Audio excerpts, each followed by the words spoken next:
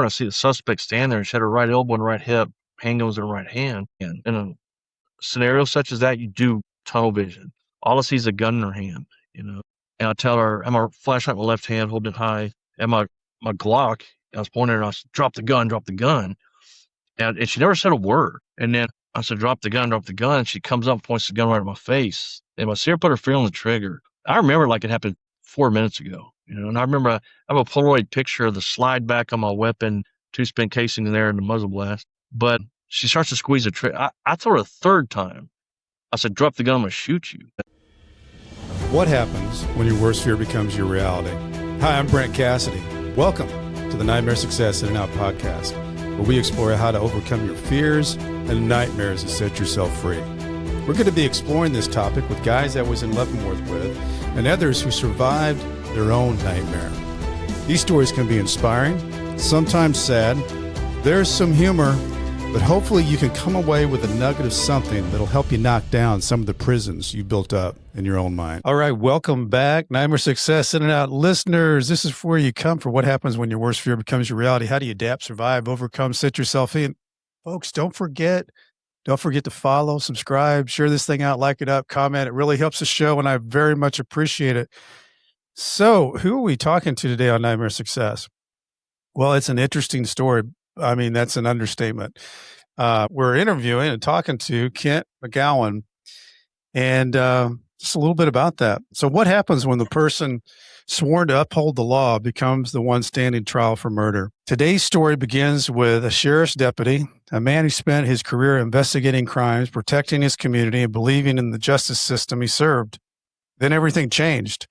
Kent McGowan was accused of murdering Susan White.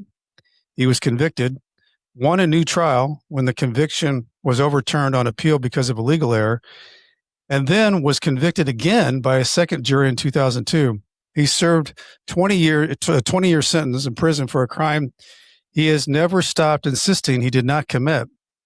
For more than 3 decades, Kent has maintained that rumor, innuendo, and a flawed investigation, not the evidence, led to his conviction. He now tells that story in his book, Reasonable Doubts, How Rumor and Innuendo Convicted Deputy Ken McGowan of Murder. What does it do to a person when the system they trusted becomes the system that convicts them? How do you survive prison as a former police officer after losing your freedom, your career, your reputation? How do you find the strength to find and keep fighting for what you believe to be true? There's always two sides to every story, and we're going to hear Kent's side today. I'm Brent Cassity, and this is Nightmare Success In-N-Out. Before we get to that, I want to recognize our show sponsor, Auto Plaza Direct. Who likes spending a couple of weekends walking car lots, looking for a car, and then you spend 4 or 5 hours in the dealership to buy a car. It's kind of like a root canal appointment. Well, there's a better way to take away all that pain and the hassle getting a car. It's called Auto Plaza Direct. They're your personal car concierge. Just tell them the car you want, what you can pay, and they'll go out and find that car for you, negotiate your best price. They also offer you warranties and financing. It's all full service. Go to autoplazadirect.com to get started with your personal car concierge. The new hassle-free way, the car buying experience you deserve. Auto Plaza Direct. Tell them Brent from Nightmare Success sent you. We talk a lot about the rebuilding after incarceration on this show, finding a job, contributing to the community, finding purpose. But I recently came across a book that reframes the entire conversation in a way many haven't considered. It's called Second Chance Economics by Nevin Shetty, and it just debuted as a #1 new release on Amazon. This isn't a book about criminal justice reform. It's a book about economic potential. Shetty starts with an overlooked reality. There are 80 million Americans with a criminal record. That's a massive underutilized talent pool, and one whose barriers to employment cost our economy a staggering $1.2 trillion a year. What I love about this book is the approach. Shetty uses data to show how second chance hiring isn't just a social good, it's a competitive advantage. It lowers turnover, fills labor gaps, and creates a virtuous cycle of growth. Whether you're a business leader, a policymaker, or someone who believes in reframing the narrative around justice-impacted individuals, Second Chance Economics is a must-read. Pick up your copy today on Amazon. Kent McGowan, how are you, my man? How's it going? Just fine, Brent. It's doing better the last few months, I should say. I appreciate you having me on and let me get the story, the actual story that's been for 34 years. I've been battling this to get the truth out there. In fact, that was one of my biggest mistakes in all this time. since the shooting, August 25th of 1992, was just, you know, due to the advice of others is not speaking, which is one of our biggest mistakes because the tabloid trash got involved in my case and documentaries, books, whatnot. And that played a huge part. And not only me getting convicted, it played a huge part of me not getting out I was eligible for parole for 15 years before I got out, 10 times up for parole. Wow. That played a lot into it. It's a big story. There's a lot of information out there about the story. That's why I think it's interesting to have you on to talk about your side of the story. Let's go back a little bit. Where'd you grow up? What was family life?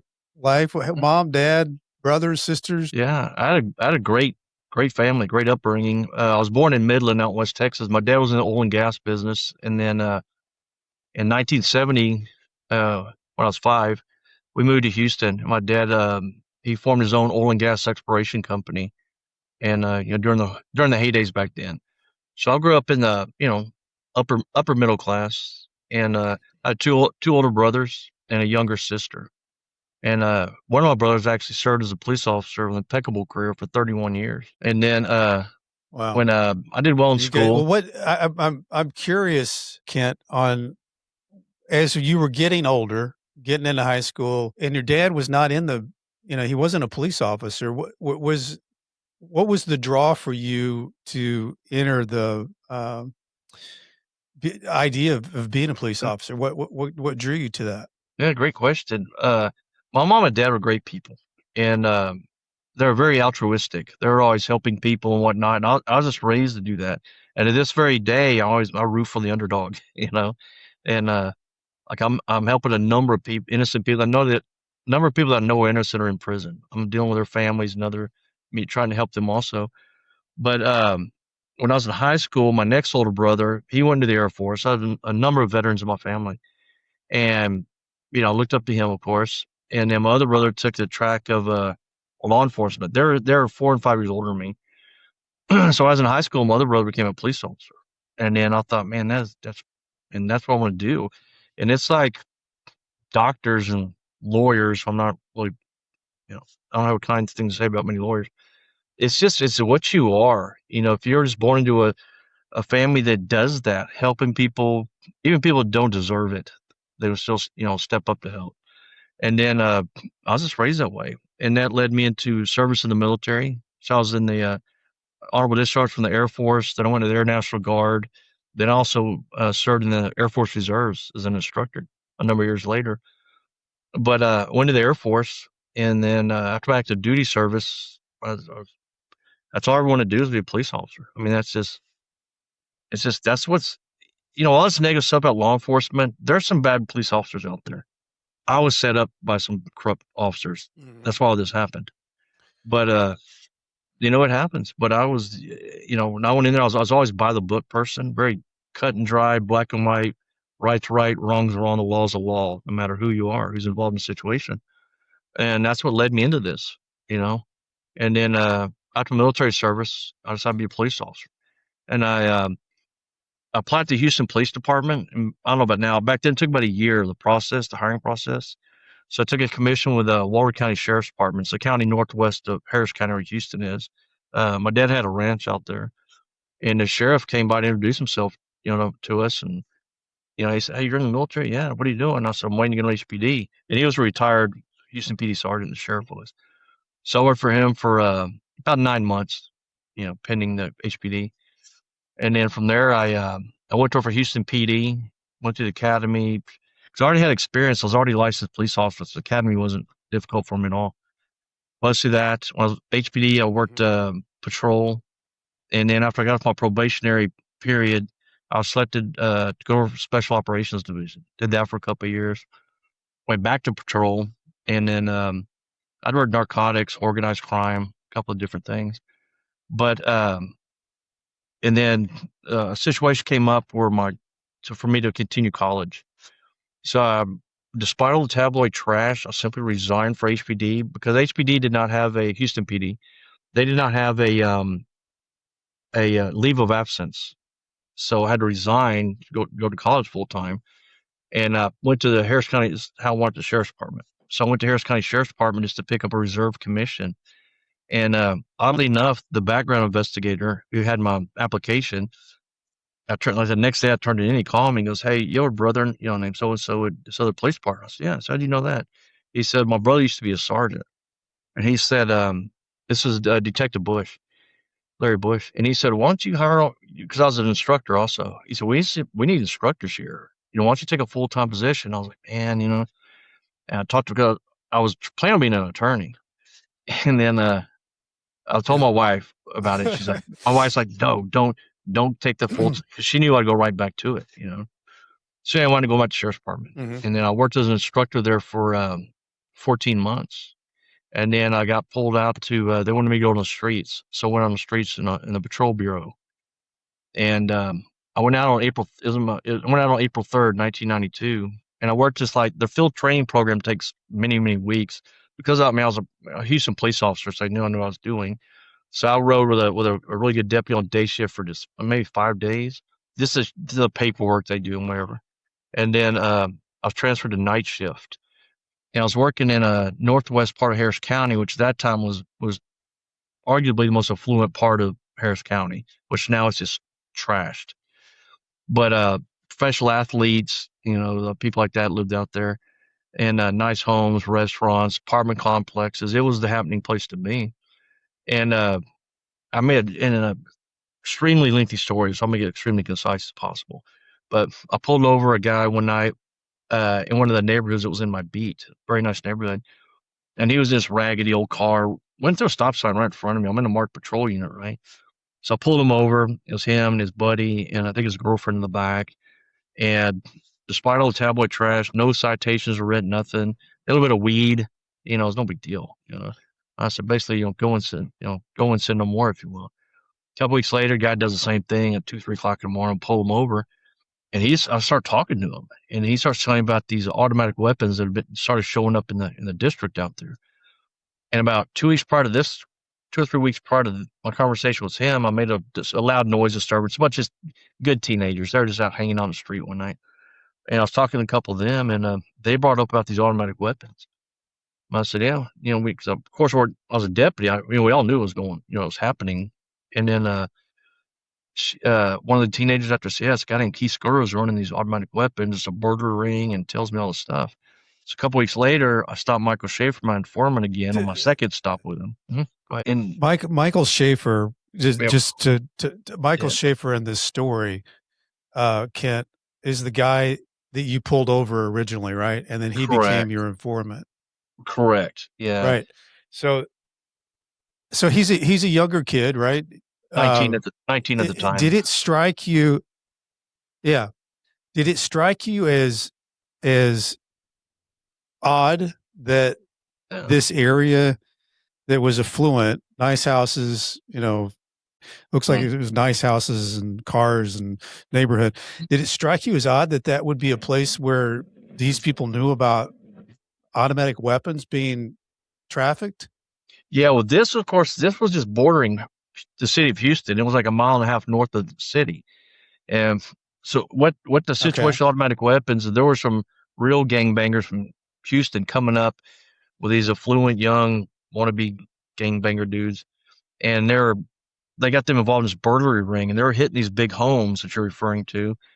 And the real gangbangers, all they wanted out of Houston, they wanted assault rifles, and they're converting them to fully automatic, putting, silencers on them. And that's what's turning up, coming back into my district.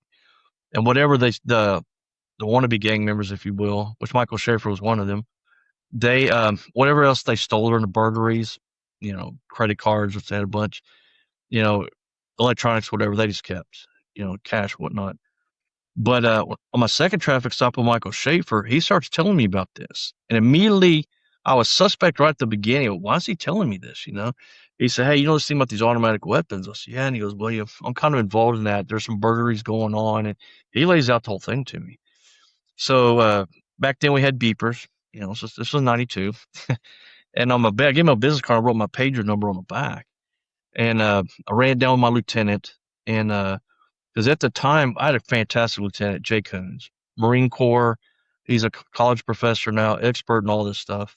But I really got along great with Lieutenant Coons, and I really respect that lieutenant greatly. but I jumped over the sergeant because, being in the military and all, the chain of command, that's do not jump the chain of command. But I had an utterly worthless, cowardly sergeant. He had no business being a policeman, let alone a supervisor. He despised every one of us out there. We all hated him and did not trust him. And he was, that makes a difference, but he was from Ohio, and he's had this, he was just not, he was a shady character, to say the very least. And so I was running everything through my lieutenant, Jay Coons, and I told him I'd given Michael Schaefer my pager number. Schaefer calls me maybe 2 weeks later and said, "Hey, these guys I'm dealing with burglarized the home last night, and they got a handgun they're trying to sell." And I run by Coons. Coons said, "Hey, you wear plain clothes, set up the buy bust." So we set up the buy bust in a parking lot. My informant Michael Schaefer was in his little ratty little car, and then a red Mustang pulls up and a gray Camaro. It was a Camaro pulled up.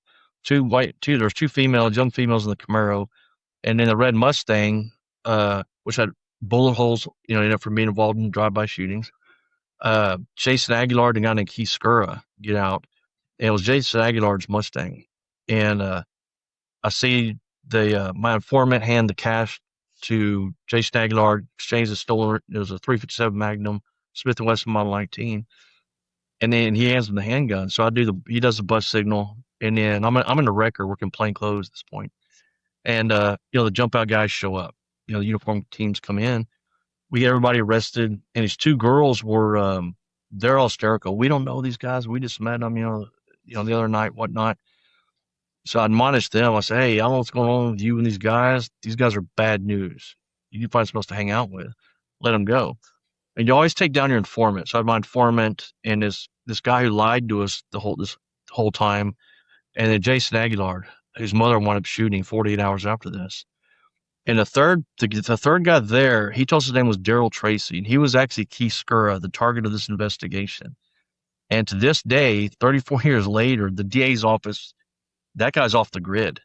They didn't bring him to grand jury because I'd have been no build, And during the setup, they sequestered this guy somewhere. My investigators and lawyers now, we can't even find this guy to this day.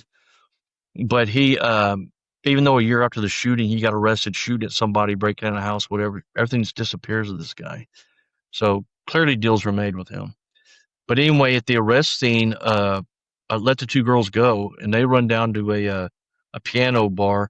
And this is where Susan White, the suspect. And from here on, I never mentioned her name because to me, she was nothing but a felony suspect. So when I say suspect, that's what I'm referring to. I don't even say her name. But the two girls go down and get the suspect. And this would be wait, hold on. Ken, Susan White would be Jason's mom, right? Correct. Jason Aguilar's mother, correct. Yeah. And so right. Yeah. So try to keep all the characters straight.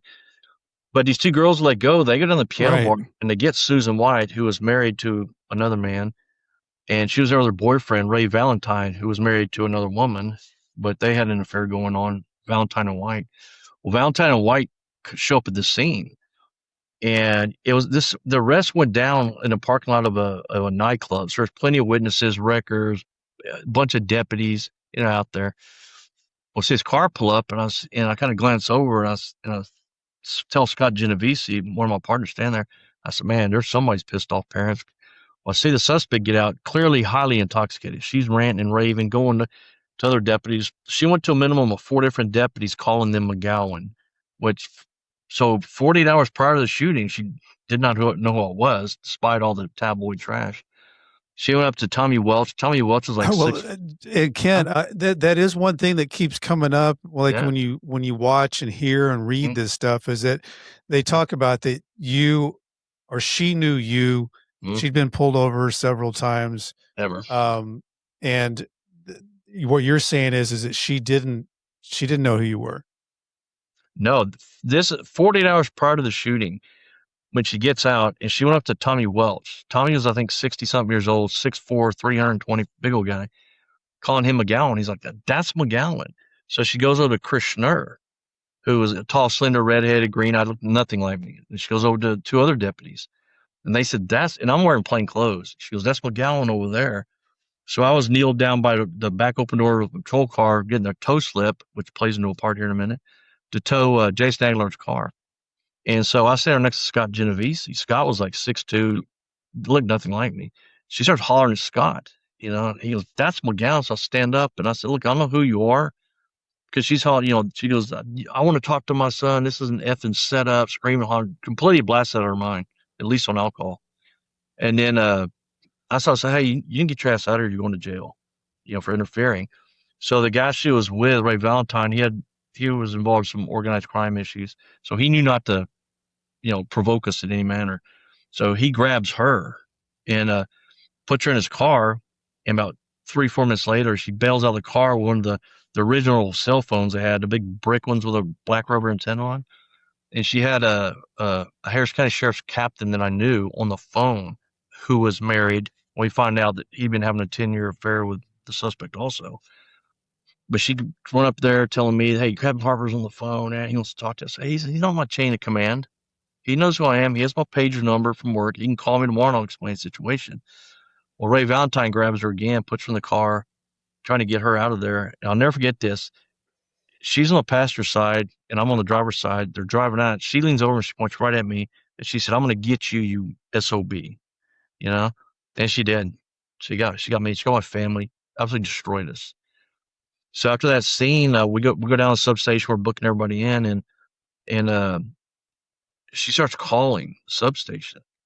And I'm sitting with Lieutenant Coons in the paperwork, just, you know, talking to you. It's like a no big deal. You know, people say stuff like that to police. Now they say much worse things to police now. But he's on the phone. He's like, "Okay," you know, he hangs up and then phone calls back again. And he's like, "What are you talking about?" You know, and he hangs up again. I'm sitting right across the desk from Coons. I said, what was that?" And he said, "Man, that was that crazy ass woman." I said, "What's she saying?"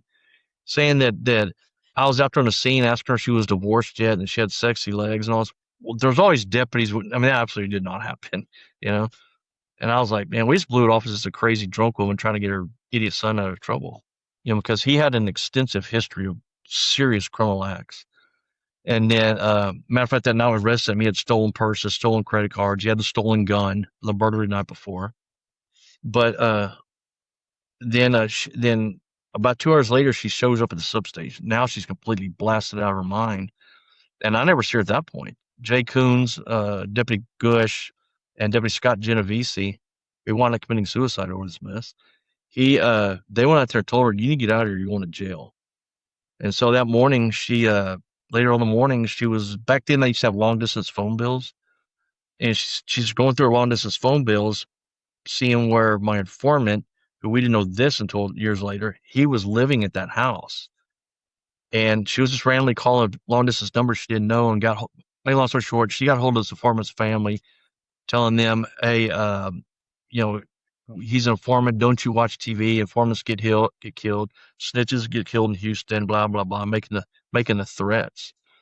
And then a number of years later, we found out through Ken, I want to make sure I got this right. Sure. She's making phone calls, but she calls Mike's, your informant's mom.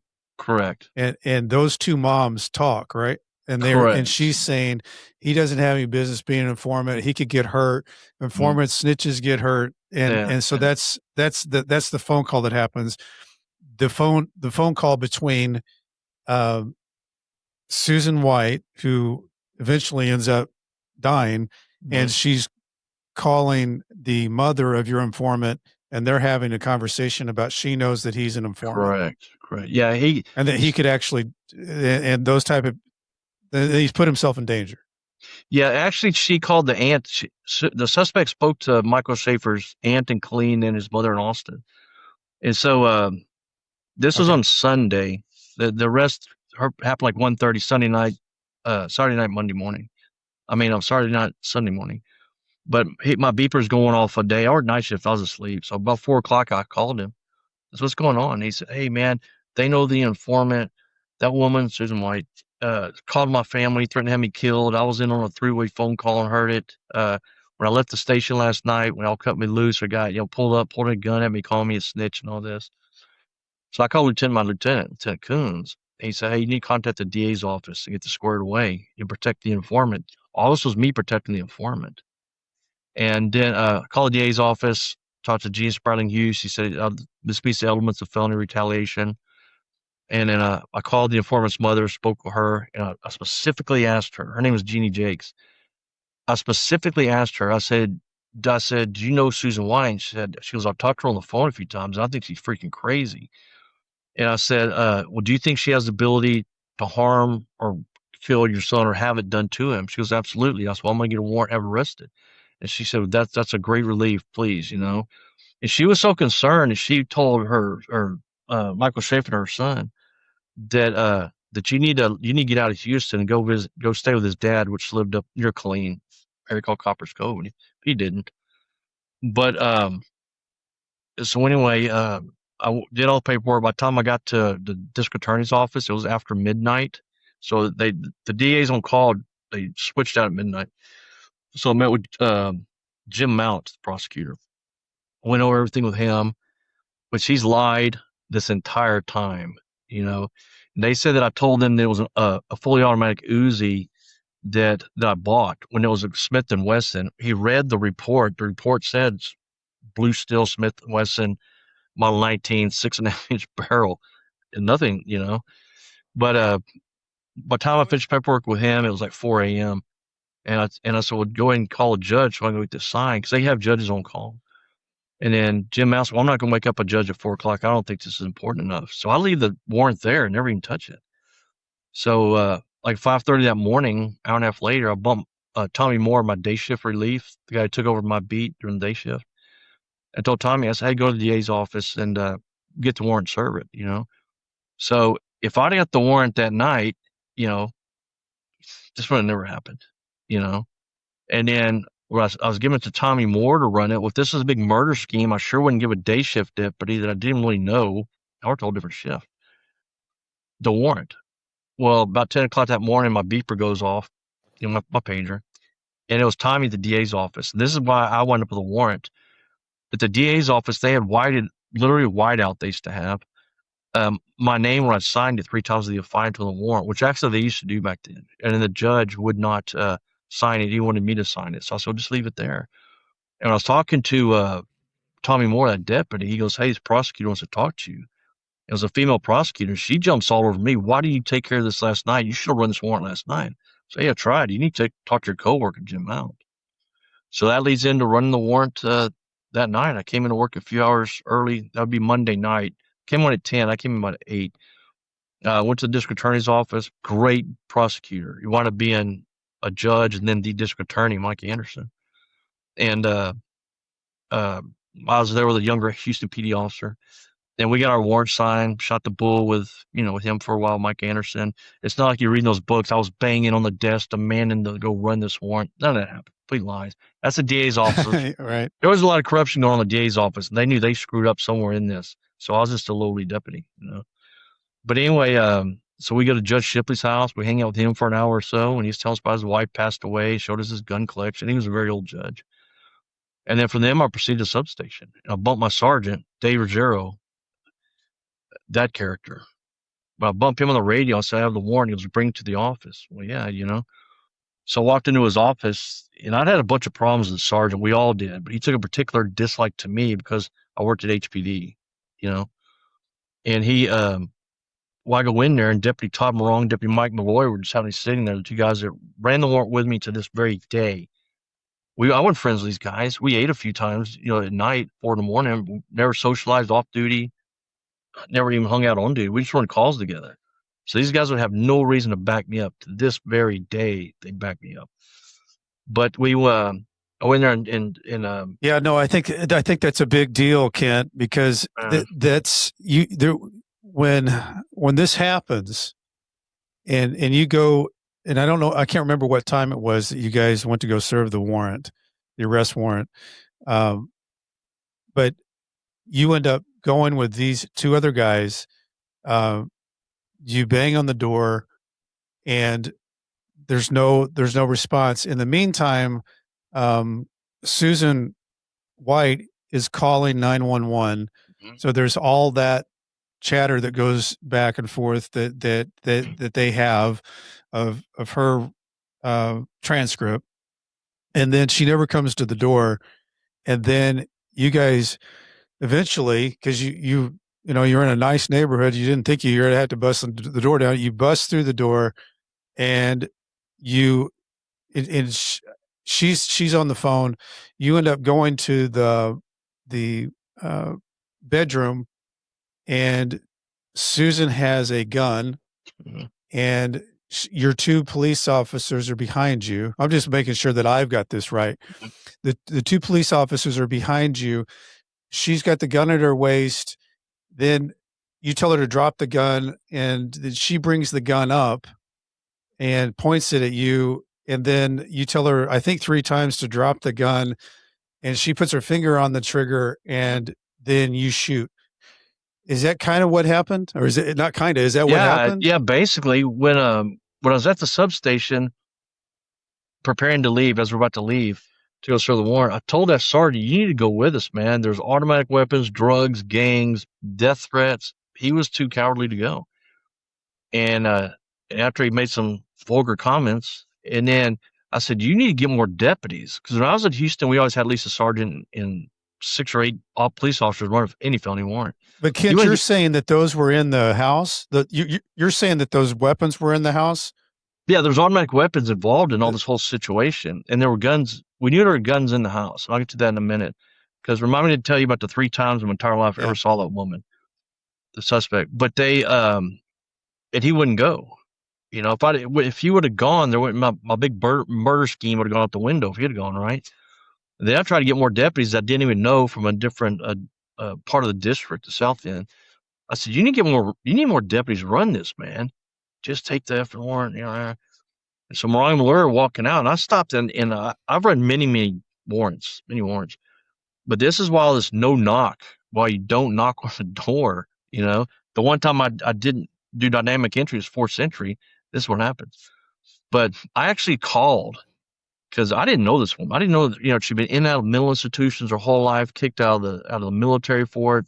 She was a little LVN for 2 weeks, so she got caught writing on prescriptions. I mean, she's been an upstanding citizen, severe psychiatric issues.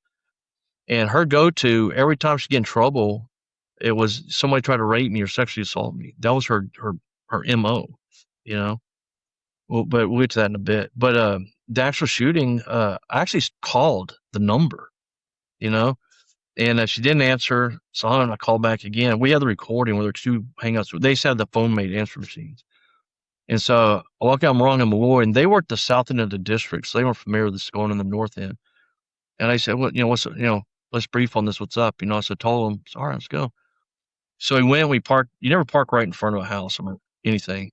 We parked about next door down. So Deputy Morong and I go to we go to the front door, and Deputy Malloy went to the back to maintain security. So you have 360 around the house in case somebody tried to flee or whatnot. But Morong and I knock on the door for more than 15 minutes. And after a few minutes, she comes to the door clearly inebriated. She was on 4 different drugs at the time in the autopsy. Slurred voice, screaming and hollering, who is it? And Morong was doing all the talking. And he said, this is the sheriff's office. We need to speak with you. And she goes, well, I want to see your IDs. And Morong's like, well, you have to open your door. We can't slide. We're in uniform. He said, we can't slide them under the door, And then she had called 911 34 nights in a row. She would call the sheriff's department 911 all the time. Mind you, I'd just been out there a few months. I didn't know all this was going on. But she would open the door with nothing, like a little thong on or something. She had this thing for police officers. In fact, she was married to a police chief in Louisiana, some little podunk swamp town. She tried to murder him, and that's why she fled to Houston. But as I'll get, you probably read the transcripts or heard the 911. First, she calls the sheriff's department. Well, of course, the dispatcher is telling us. So I know it's being recorded. So I'm definitely going to commit a murder when the police are recording it, She's calling the sheriff's department. I want to talk to Lieutenant Coon. Just kind of raised an eyebrow. And then she said, on 911, she said,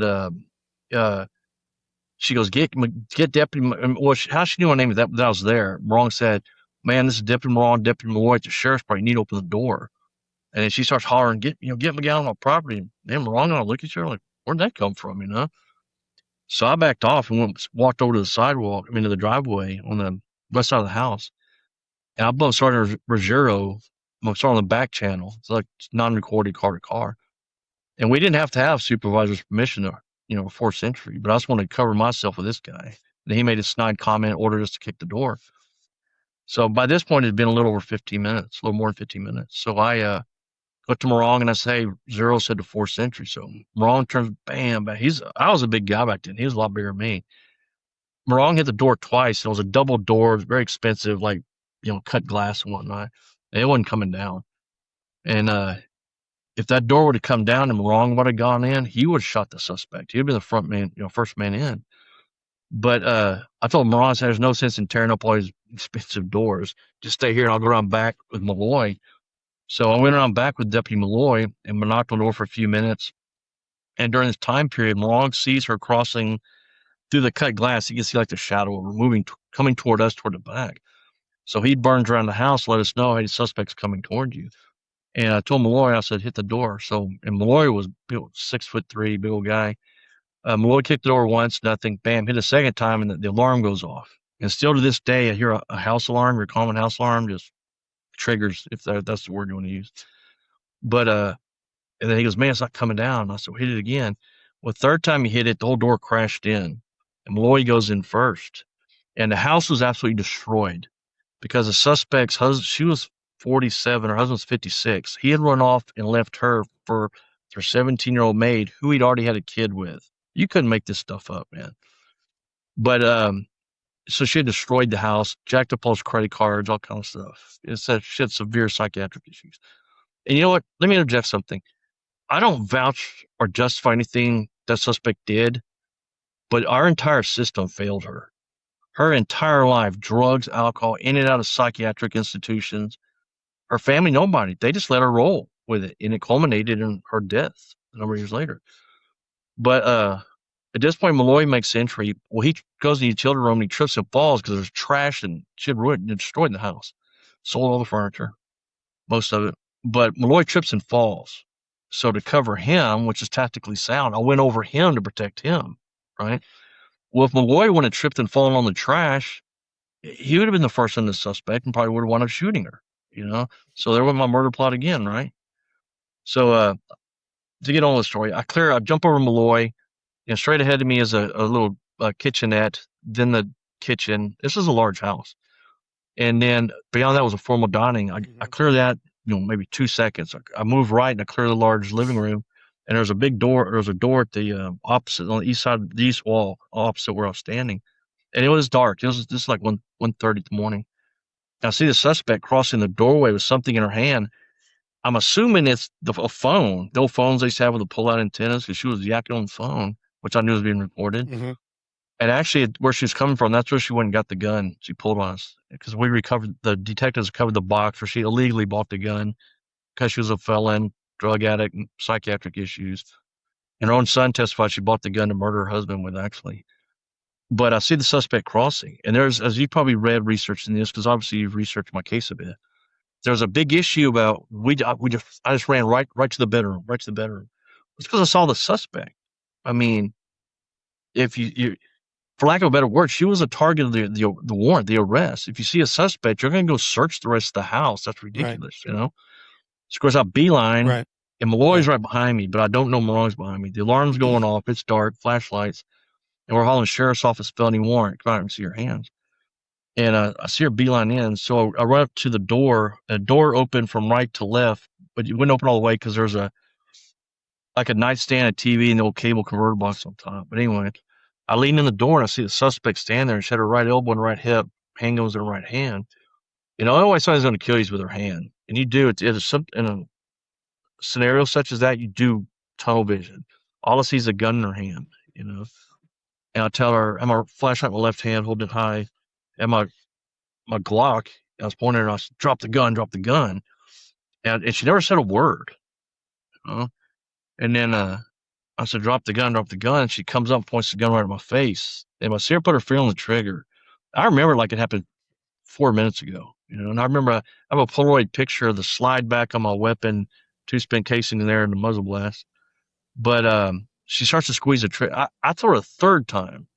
I said, drop the gun, I'm going to shoot you, And Deputy Morong's statements, he said multiple, he's kind of a harsh guy. He goes, I would have shot her when I first leaned in the door. He goes, I know I can't wait as long to shoot her, But when I struck her, she landed on her left side but face down the waterbed, and that's where someone saw Malloy. And I was asked by these idiots, the grand jury and other people, why didn't you back out? Well, I was like 240. These guys were bigger than me, and they're literally on top of me. I couldn't back out. I had no duty to retreat anyway in the law. I could have backed out of one, and this all happened in a matter of a split second, And then Morong went to her, and there was another issue at this point where the prosecutor saying that I looked over at Malloy and said, like, wink, wink, nudge, nudge. You heard me tell her, right? I told her, right? You heard me tell her. It wasn't like that. Just my emotion at that time was beyond anger. I'd say fury. I was pissed at this. I mean, right when it happened, she put me in this position. I looked at Malloy and I was like, you heard me. I told her. Yeah. Well, Morong jumps on the suspect, and she fell in a waterbed, so it was kind of moving. And so I have a weapon on her. I don't do my flashlight. I never remember, but I have my handcuffs. She always handcuffed the suspect. And Morong and I both see the gun in underneath her right hand, underneath her right knee. And so I'll reach them long as there's the gun. So I reached in my pinky and pitched on the floor.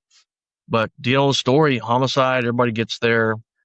Crime scene investigator Reinhardt, he'd never been trained in crime scene investigation. Kent, that was another Kent, that was another issue that and it only stuck out to me because I'm left-handed. Yeah. And so they brought up the issue that the gun was in her right hand and she was left-handed. What does all that mean? Because I did nothing wrong in this. In both trials, they had to character assassination is a term. Because I did nothing ballistic, forensics, none of that. There was a bullet mark on the cuff of the garment she was wearing on her right hand. So if nothing else, she's pointing her right hand at me, And then, oddly enough, Mark Furman from the O.J. Simpson trial got involved in my case. And he told me that when he trained the Marine Corps, they're going for revolvers, automatics, and a lot of women would hold the weapon in their even if they were left-handed, But now to answer that, I asked that question. This needs to be discussed. After my first trial, it made it in the news because I testified. The jury convicted me on the sole reason that I said that the weapon was in her right hand, and the DA's office convinced them she was left-handed. Well, that makes the news. So in that neighborhood she lived in, the neighbors testified against her, crazy, insane, walk around naked, insane stuff going on. But there, she injected herself into Old Oaks neighborhood. She injected herself in the Old Oaks Ladies Homeowners Association. Those rich, wealthy housewives, they were so scared of her, they videotaped everything they did. Well, after my trial, Virginia Smelter, this old lady was president of the Homeowners Association, calls my lawyers, said, you need to see this. There's a videotape of Susan White bowling, riding, drinking, smoking, tennis, golf, all right-handed. Excuse me. And many years later, when I saw that, the videotape, I said she was wearing a Rolex on her left hand, which most right-hand people were watching on her left hand. She was right-handed, Right. But they just had to prove I was a liar. And the jury at my first trial said, well, if he lied about that, he could have lied about everything else. What? But anyway, right. So they always take your weapon at the scene. This is SOP, do ballistics and whatnot. And 3 nights later, they called me and he could pick up my weapon. And that idiot Reinhardt, when he came to the crime scene investigator, he took no pictures, no measurements, left one of the bullets there, the cable converter ball. He did nothing. And when you look at the pictures later, and there were neighbors walking in there, there's brass and blood, and neighborhood people were strolling through the crime scene. And because he did nothing, his day shift, down here we call them CSU, crime scene unit, not CSI. But a CSU sergeant and a CSU detective come out the next morning, and there's people. The husband had already moved in the house that morning. He was 56 with his girlfriend and their little kid. Man, and there's a whole lot more going there about the waterbed being drained and moved, and the guys who set me up. But it's crazy, and that's crazy that you're talking about how these people were walking through the crime scene, in the neighborhood. Picture. I mean, it's like I can see you don't ever hear or see anything like that. Yeah, it's just nuts. Let's take a break there because when we get back, I want to talk about your trial that happened, and that was the first one, and then you aren't tried again until 2002. Yeah, so you have all this time. I want to talk about how that world happened for you when that time was there. So let's take a break there. Okay. Folks, I want to share with you a powerful and moving new book you won't want to miss. My Name is Saffron. Voices, silenced, stifled, and taken away by author Saffron Gustafson. This isn't just a story. It's a journey through resilience, survival, and reclaiming your voice after being silenced for far too long. Saffron's story takes you inside the hidden struggles, the pain, and ultimately the triumph of refusing to be defined by circumstances. As Saffron was putting the finishing touches on her book, the prison she had just been released from, Federal Dublin FCI, was permanently closed because of sexual abuse of the women prisoners. If you've ever wondered what it takes to rise from the darkness of places, to find your truth, and to speak it boldly, this book will inspire you. Pick up your copy of My Name is Saffron today, available now on Amazon or wherever books are sold. Trust me, you'll be moved, challenged, and changed by her story. A lot of people don't like how they show up online. Many individuals think that there's no hope when it comes to managing your reputation on Google. Whether you're building a reputation from scratch or repairing search results after a negative news story, Discoverability can also help you how you're portrayed on popular AI services like ChatGPT. To learn more, visit discoverability.co. It's not .com, it's .co. Listeners of Nightmare Success can take $100 off with coupon code Nightmare Success. That's the Discoverability Company, helping you with your reputation management. And the Nightmare Success podcast is sponsored by the White Collar Support Group, the world's first support group devoted to people navigating the white collar criminal justice system. I'm a member of the White Collar Support Group, and I can tell you this is a bunch of people who help each other through the criminal justice journey for free. Whether you're just starting your journey or you've made it through to the other side, this is a great space for you. You can join us on Zoom Monday, 7 p.m. Eastern Time. For more information, go to prisonist.org. It's prisonist.org. Okay, Kent, so I'm assuming that all this stuff happens at the scene. It's always a big deal when somebody dies, and a police officer there's been a shooting. When do you start feeling like that things are turning the wrong way for you, and that this just is a thing where they're doing standard operating procedure, asking you questions about what happened, but actually turning it into a criminal investigation, and you are someone that they're looking at? Yeah, actually 3 days later. How long does that process last? Yeah, when 3 days, they take your weapon to do ballistics. That's just SOP, like I said. Reinhardt, the crime scene investigator, 3 nights later, he worked night shift also. He called me to come down to Central, and I go down there and pick up my weapon and gave him back the temporary weapon they handed me. And something came out about the suspect's weapon was a chrome-plated automatic, which leaves clear, what we call latent prints on it. And something came out about the prints. He goes, "Oh, there were no prints on the gun." I said, "What do you mean no print?" I said, the suspect had a gun in her hand, you know? He goes, "Yeah, well, she was on drugs, so she wasn't secreting amino acids to leave a print, which has nothing to do with prints." What? I said, my left pinky prints in that trigger guard. No, your prints weren't on there either. So how do you explain that? You know? And I didn't know this Reinhardt guy, you know? And he said, "Well, you were so jacked up on adrenaline, you weren't leaving. If you're on adrenaline, you're pumped up, your hands are sweating, you're leaving prints everywhere, right?" So I'm like, man. And so, yeah. And the shooting was August 25th, 92. And then I got called on the grand jury. It usually takes about 6 hours on a police shooting. It went on for 6 weeks. They were calling in people who had nothing to do with the shooting. Absolutely nothing, you know? And then I get called in grand jury. And then on October 28th of 92, the major of the patrol bureau, who was a friend of mine, older guy, been there for years, he called me and he said, "Hey," talked kind of quietly, and he said, "Hey," he said, "You need to come down to internal affairs." And I said, "All right." They kind of whispered, and I said, "Just speak up, I can't hear you." He goes, "Bring your lawyer." I said, "All right." So of course I called my union lawyer, one of them, and he said, "Man, they're going to suspend you for 1 or 3 days, just fishing days. Don't get your money back. Don't worry about it." And so, but in between this period, a bunch of crazy stuff went on. If you're reading the book, most of it's in the book. But so I go pick up my lawyer. I'm in my truck, and we go to the detective bureau is not where it's about a 10-minute drive from Central downtown. So I walk in there and I go to the ID captain's office. The major's sitting in that internal affairs captain's chair. Internal affairs captain is sitting on the right or standing there. And then homicide captain's on the other side. And there's an older, heavy-set detective I'd never seen before or since. I walk in, and Major Wiedemeyer said, he goes, "Hey, have a seat." And I was like, "Yeah." My lawyer's standing behind me. He's a retired Houston PD sergeant. Good guy, Bob Thomas. And then Major said, man, he goes, I don't know how to tell you this. I was like, what? And he said, you got handed down a sealed indictment today. And I was looked at him, and Bob, my lawyer, goes, for what? And he said, for murder. And I literally felt like I got slammed in the chest with a baseball bat. Because, man, I had, despite all the tabloid trash, I had life-saving accommodations, chief of police accommodations, never been suspended, military law, nothing, you know. And civil service evaluations way above, nothing. And I was just like, and Bob goes, you are not handcuffed for that. And the major goes, we're not going to cuff him. We had to go down to Central, book him, whatever. And I remember that old detective, I don't even know his name, never seen him before. He said, let me tell you something, Deputy McGowan. He said, I've been doing this 46 years.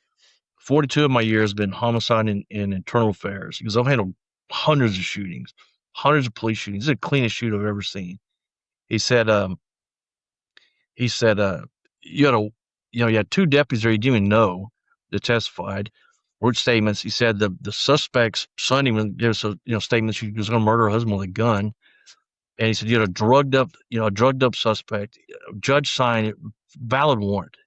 He said, you know something, McGowan? He said, this scares the shit out of me, another 8,600 law enforcement officers in this county. That could be any one of us sitting right there. So anyway, make a long story short, we take cool cars. I don't get handcuffed or anything. Plain clothes cars, car. What are you thinking though, Kent? At that point, it was. I mean, surreal. Here you are as a police officer, deputy sheriff. I mean, what goes through your mind? My family. I was worried about my family, mainly my dad.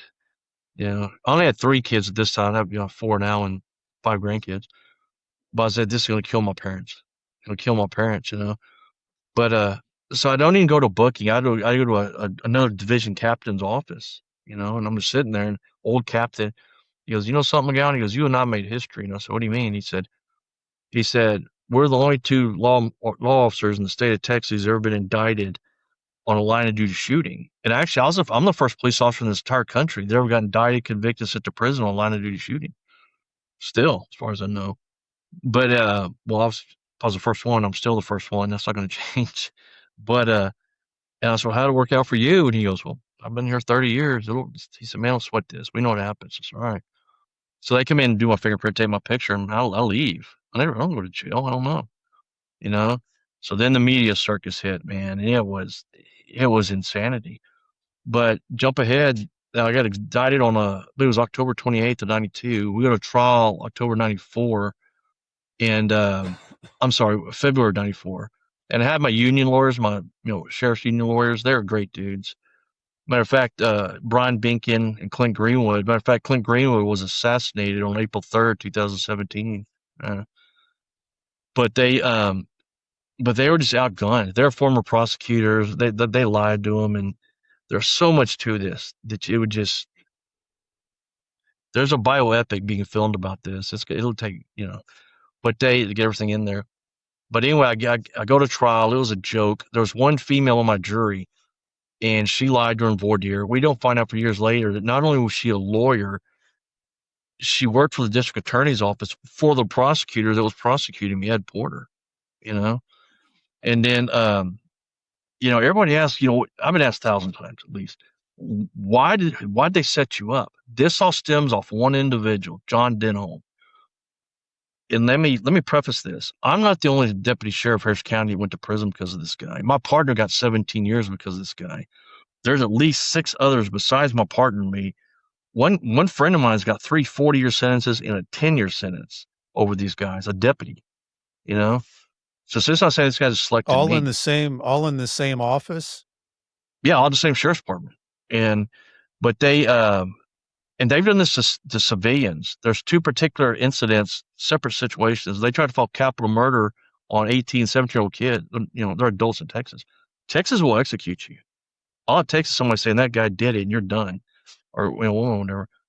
But they've tried to file bogus capital just to get a name for themselves. But it's Sergeant John Denholm. When I was an instructor, our office was in the jail, and he was never my sergeant. He was an administrative sergeant, big, loudmouth, slovenly bully from Ohio, buddies with Ruggiero, my sergeant. But they're involved in this very corrupt clique going on then, run by a corrupt major. But I always bumped heads. Ron Ackerman's this other deputy. Did 17 years because of these guys. And Ron and I were the only ones who'd stand up that loudmouth bully, John Denholm.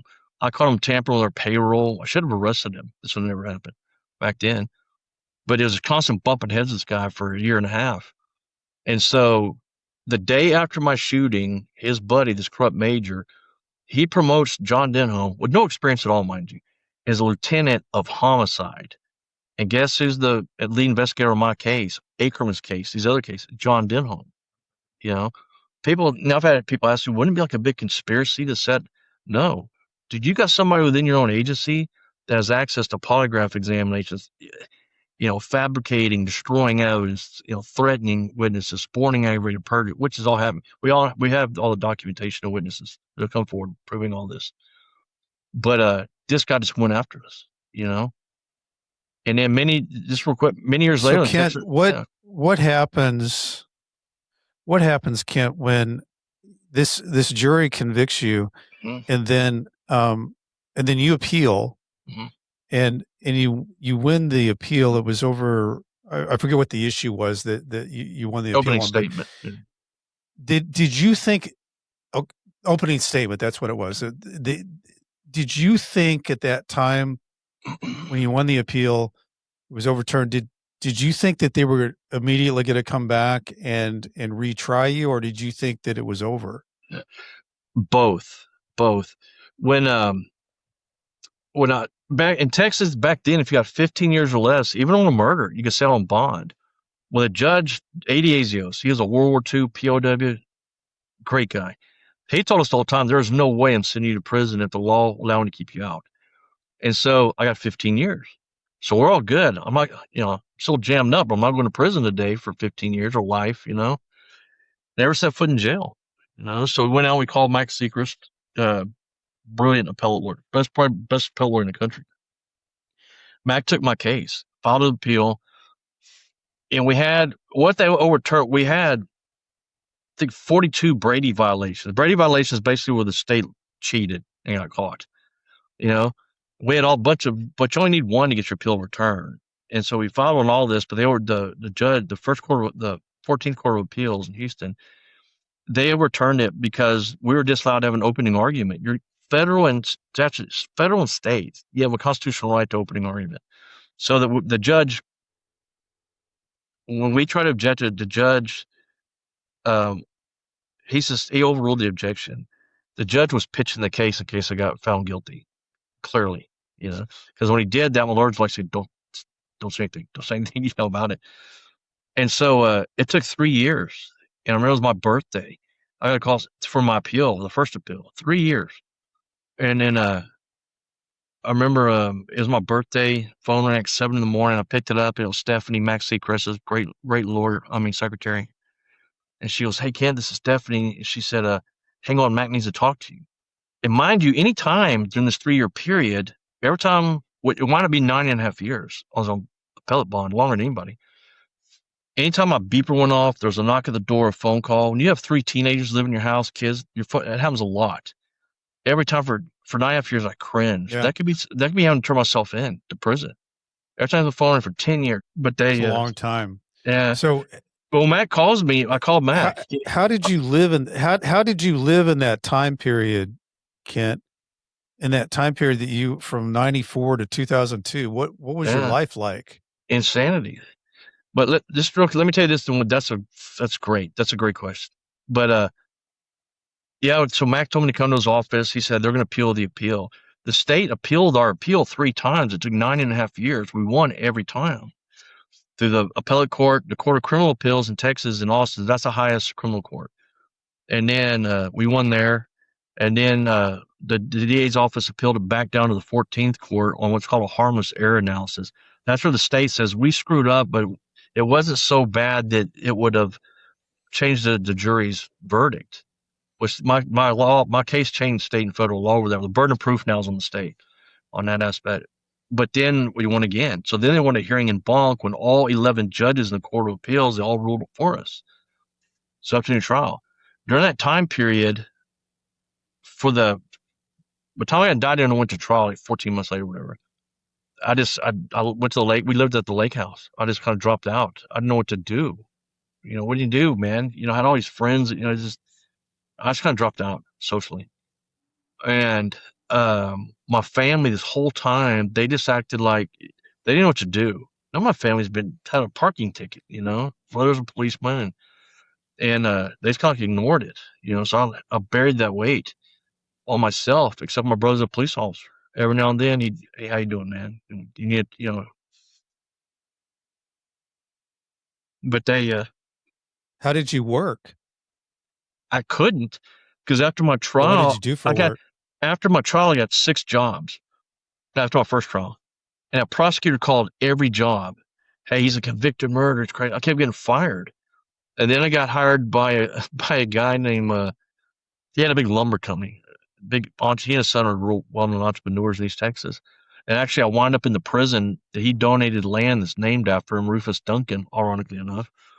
But that was my last job, and I worked for him. And I came in, and everybody looked at me. And actually, he paid me a lot of money just to go away and not just go. After I wound up, anyway, but I was an entrepreneur. And I wound up being quite successful at it. From a friend of mine, he had a power wash company, and it just kind of grew and grew. And then he moved into East Houston. It's just all 18-wheelers and heavy equipment on that end of the county. And he said, "Hey, just take this over, man." He goes, "I cleared like 80 grand last year doing basically nothing." And so I took it over. It's Houston Big Rig Detail. Never been in a piece of heavy equipment. Never been an 18-wheeler. I had 500 business cards, and I just went there. And there's just hundreds of trucking companies, everything from the ship channel, all that's down there. And I built that company up and sold it several times over the years. Yeah, I did. My dad was an entrepreneur in the oil and gas business. He would form oil and gas companies and sell them to bigger companies and start over. And to this day, if I didn't have the entrepreneurial spirit right now, I don't know where I'd be. But I did that until a second trial came up, And then I had a very wealthy uncle, and he called me into his house one day, come into his house and said, when all the appeals are over, because the DA's also, we're not going to try them. We knew they were. They weren't going to let this slide. And so he said, "Hey, I'm going to cut the check, man. Go talk to the top 5 lawyers in the state," which of course are in Houston, narrowed down to 3.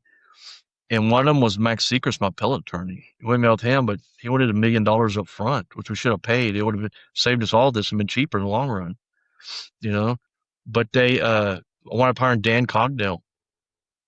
Biggest mistake of my life. That's a big famous lawyer, and he never talked to one witness. We never discussed my case. You have to read that. It's a whole crazy story. He was so high on drugs at my trial, cocaine. He never even talked to the deputies that stood there with me. 11 months I had him between the appeal and we went back to trial. He talked to one witness, and that was Michael Schaefer, my informant, who's just malleable. He just whoever's asking questions, he formulates his questions to appease them. Not a smart guy. We have well over a lengthy. Kent, were the 2 deputies, mm-hmm. the 2 deputies that were with you on the night of the shooting, were they witnesses or the defense in your second trial? Yeah, we go to trial. And Dan, I'm sure they backed up. Yeah, Dan told me, said, "Hey, during trial, don't talk to any witnesses." Well, Malloy, I'd seen Malloy them in 10 years or talk to them. Malloy and wrong, they're in uniform to get up the elevator. Of course, I said, "Hey, man, how you guys doing?" Because I knew they were helping me this whole time, or trying to. And then I said, "Y'all ready?" And then Cogdell walks up. And I said, y'all ready to go? And he goes, "We don't know. We didn't know what to say." And I said, "What do you mean?" He goes, "We didn't even talk to your lawyer." I said, "What?" He goes, "Well, I have their statements." I said, "Those are 10 years old, man." So I shoved Cogdell around the corner. We had words. But the only witness he talked to was Michael Schaefer for less than an hour on the Sunday night before my trial started Monday. He never talked to any witnesses. All his documents we have, he could have got most of them. I would have never gone to trial if he'd randomly selected a half a dozen of these documents out of more than 100,000 pages we recovered. But 11 days prior to trial, kids are at school. I'm sitting with my wife, and we're talking about this. And I said, "Man, Cogdell's doing nothing." And I never went to his office to meet. He was friends with Lyle Lovett and Johnny Caraba, and we'd go to the restaurant. And We never sat around and talked about my case. Nothing. But 11 days prior to trial, Jeff Becker, Cardell's investigator, calls me. I'm sitting there talking to Michelle. Phone rings, pick it up. He said, "Hey, man, I need to talk to you. Can you meet me at Cadillac Bar?" It was like this yuppie restaurant downtown. I hang up. I look at Michelle. I said, "I'm screwed, man. I'm going to prison." And then I drove all the way down to Houston, an hour away. And I walk in there, and Jeff and I had a couple of Lone Star beers and cheeseburgers. And he looked at me and he said, "You're effed. You're going to prison." I said, "Man," I just told my wife, "What the hell?" He told me that Dan owed him, the investigator Becker, 136 grand investigative fees. He hadn't paid. He told me that Dan lied. That wasn't even Dan's office, that he was borrowing that from another attorney. The secretaries are quitting. He hadn't paid them in over a month. The phone's about to cut off. Between me, my family paying Cogdell, and yet 3 other very, very high profile cases. And I got the least time.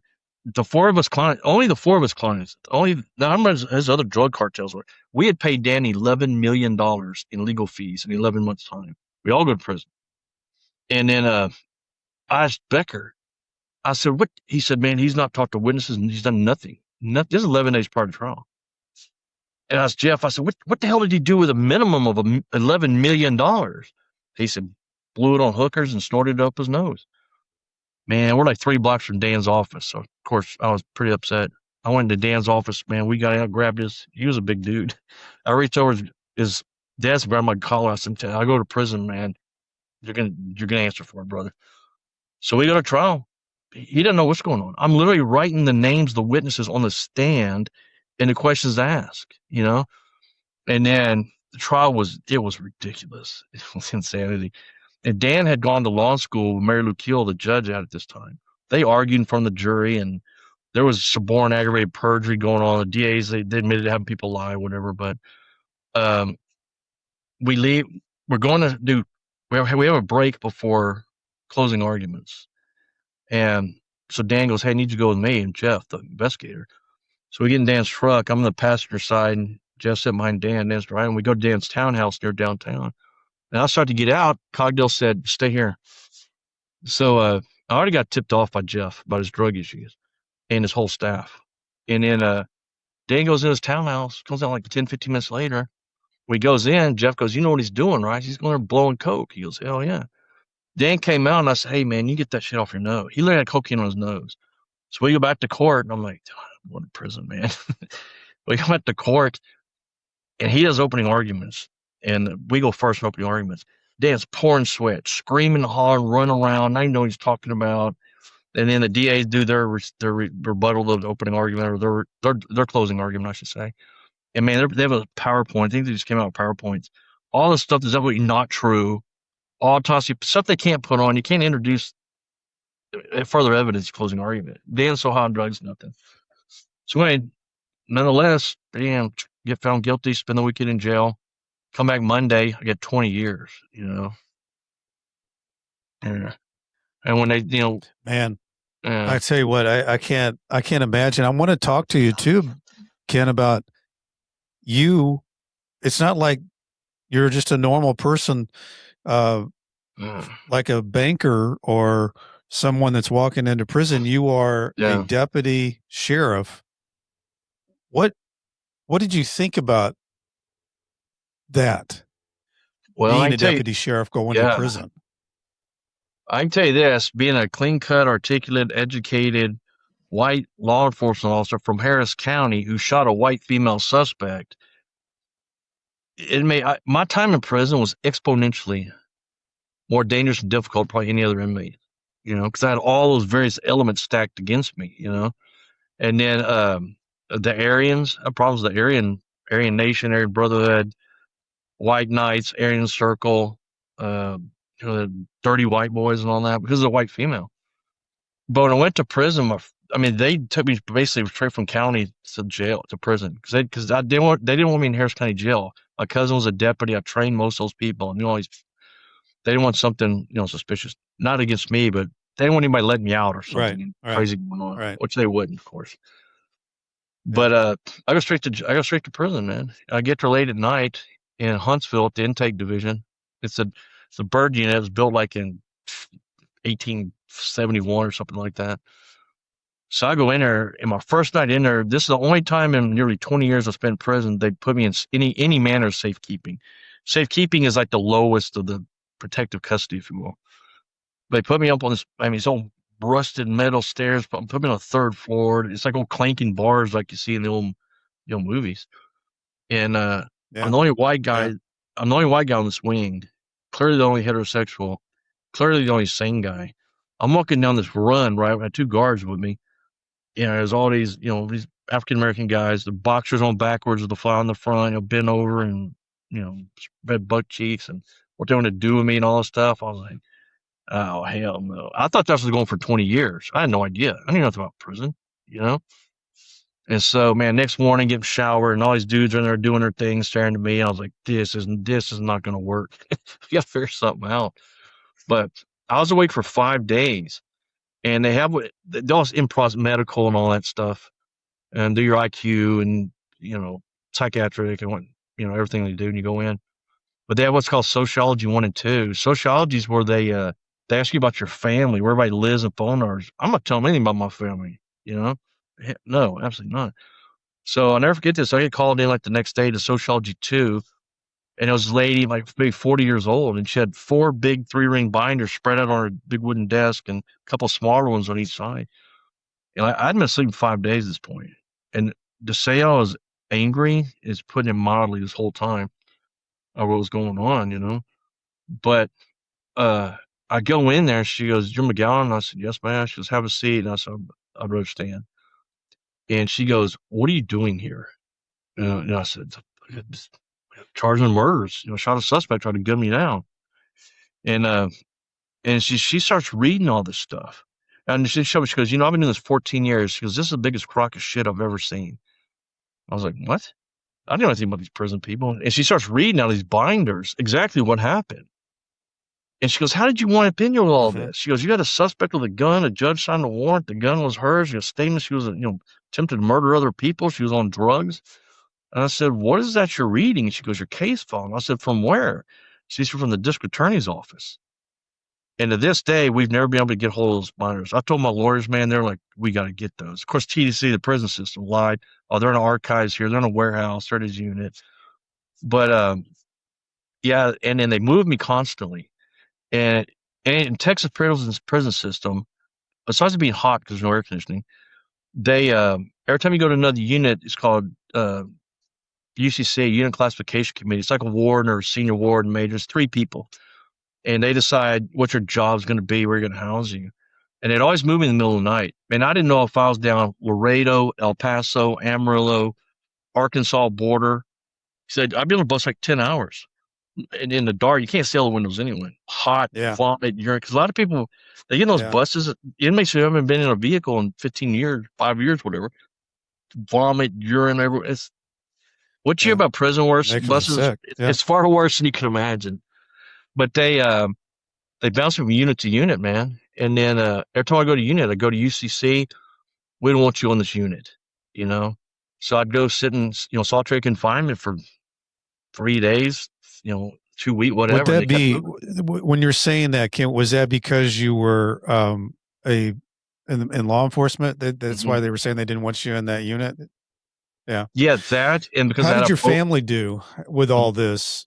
Well, yeah, they moved me around because I had a high-profile case, and they knew I had connections out there. Yeah, they were afraid any warden didn't want something to happen to me on that unit, But my family, man, they didn't know how to handle this, And then, and a lot of crazy stuff went on in prison, and but anyway, my family, this sounds bizarre, man. They just like ignored it. And I remember several years into this, I mean, they came and visit me every weekend, whatever. And then, I remember I was talking to my dad. He said, because I didn't have a phone for 9 years. Texas was the only penal system without a phone. I was in 9 years before we even got phones using there. I saw my dad one day, and he said, "Son," he said, we don't know what to do, And he said, we just in our minds, you're just in the military, you're doing something somewhere. I said, "Dad, I'm not at Club Med, I'm dealing with this every day." But they just could not grasp what was going, they couldn't, in their minds, they just couldn't deal with it, you know? But yeah, and I was in Texas because of the year of my, because I was under old law when this happened. I got 20 years. And after I got the 20-year sentence, Cogdell burned off. He had a big press conference because he convinced us that we're going to win. But his little co-counsel guy, great lawyer, he went and talked to the jury, and they said that he went in there and he said, "How did you find Mr. McGowan guilty?" And they said, "Well, he didn't testify." Because I kept wanting to testify, and I brought up my lawyers. This thing happened now, this suicide by cop. That phenomenon was this kind of back then. I got to say, man, this woman, she's going to gun us down. She had a loaded gun, but there was not a gun around in the chamber. I said, and she, 48 hours for the rest of her kid. She told her best friend she was going to kill herself. It was the only friend she had. She changed her will. They wouldn't argue suicide by cop. And then, but when Alan Goodling went to talk to the jury, they said, "Well, we wanted him to do 5 years." He said, "Well, you just gave him 20 years. No, we gave him 5 years." He goes, "No, I was just in the trial while you gave him 20. And they said, "Well, the prosecutors came here and told us because of who his family is, him being a policeman, he'll have it easy in prison," which made, like I said, exponentially, more dangerous and difficult on me. And they told the jury that the jury I only had to do a quarter of my time, which is 5 years. So Alan said, "If you want to do 5 years, you should have given him 5 years, not 20." Because I don't know about states. I know everything there is about Texas parole law when they're being eligible for parole and parole are not the same thing. So we hire appellate lawyers, in 5 years going through the appeals, and I come up for parole my first time after 5 years, and hired this big expensive parole lawyer, which is don't ever do that. It's a waste of money. And then my dad and my brother's a policeman came and told me, they said, "Hey, you got denied parole." I was like, "What?" And then my brother saying, "Look, man, you got a 2-year set off. You come back in 2 years. We put money on your commissary books." Well, I literally got thousands of books. Well, he's some books. So I said, "That's it." Because I kept a daily journal on everything going on in prison, seeing all this corrupt stuff going on. I've seen prison guards rape inmates, sick other inmates on inmates that have them killed and beaten. I've seen guards kill people in there, hang them up. And he used to, man, you'll believe what goes on in the prison. But so I told my brother, "So I'll do this. I'm gonna give it 2 years." Came up for parole again in 2 years. In Texas, like say your parole date is August 1st, they might not see you till April, May, or June, and that like 8 or 9 months doesn't count. So you get a year set off. You don't get credit for that. So they're stacking more and more time. You could get 2-year set offs, maybe 6 years to do it. But I came up a second time, and the second time in Texas, you don't go before a parole board like 5 or 7 people. "I'm sorry, I didn't do it. Beg for mercy," or or "I'm guilty. I'm sorry." You don't see your voters ever, unless you have a very high profile case or you have a lot of political pull on either side. So after being 7 years, Lynn Rizika, she had a reputation of being above board, great parole. The only one I ever heard anything positive about. But she called me in and she said, "Look," she goes, if I let you out of here, it's going to be all over the news. If I don't let you, I'll be on the news." Well, if we're going to be on the news, let's do the right thing. She said, "Look, Kent," she said, Mr. McGowan, she said, I don't succumb to political pressure, but my boss is a boss dude." And she was all at a Texas, somebody out here who killed a Texas Ranger, fatal he. She said, "I'm going to tell you right now, you're never going to get parole. Your family needs to figure out something to get you out of here. They're not going to parole you." Well, then I came up for parole again and again and again and again and again. All the appeals were done. And then on March 13th of 2013. How did you handle that mentally, Kent? I was just, I don't know, because I had like years and years to go, and I saw the parole actually came and saw me a number of years later, but the Texas Rangers involved, I get to that in a minute, and they're investigating this parole commissioner, so that wasn't happening. But it was just devastating, I was doing my parents. And during this time period, not just the people I told you passed away, grandmother, aunt, best friend died of cancer. And, this is all going, my kids are growing up.